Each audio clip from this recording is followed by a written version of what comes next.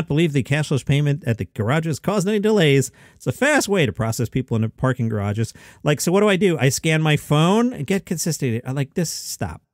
Anyway, from Fox News, your home for comedy, the star-studded lineup culminated with both Rogan and Chappelle, who only appeared briefly on stage together, holding firm to their respective comedic styles and pressing forward with sharing the jokes and views that originally led to them being targeted by critics. Rogan joked that people shouldn't be taking his advice when it came to the coronavirus, and whether or not they decided to get vaccinated. He was referencing criticism from CNN. Rogan said, "This is my advice. Don't listen to my advice." He later riffed on topics like gender, homosexuality, and race, saying, "See, this is what gets me canceled." Rogan introduced Chappelle. Chappelle began his routine by quipping that he had recently made a lot of white people angry. And he joked that his wife had purchased him a revolver after the release of his special because transgender people were, quote, trying to kill, unquote, him.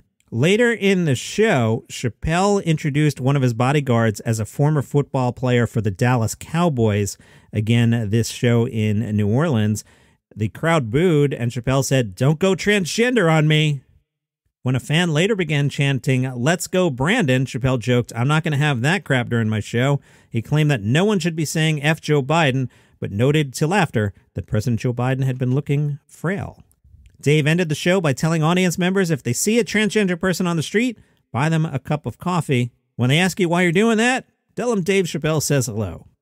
According to NOLA.com's Keith Spira, Dave Chappelle declined a cup of beer from a patron and joked it may have, quote, transgender formula in it. Chappelle also said those who criticize and hate him the most, quote, did something in their lives they can't forgive themselves for.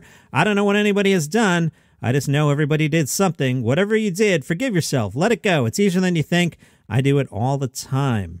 Heading for home here, Rhys Darby, Mystic Time Bird, is out via Comedy Dynamics today, described as obscure observations, sound effects, and silly banter in the copywriting rule of three, as Rhys Darby takes you on a fantastical journey into the world of mysticism, past lives, and birds, again using the copywriting rule of three. Rhys Darby, Mystic Time Bird, out now.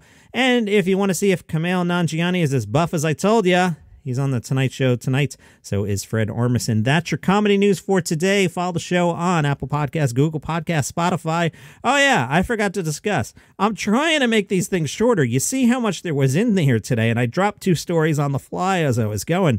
There's so much going on. There's more Chappelle again tomorrow that I bumped. There's about 7 stories I haven't gotten to yet.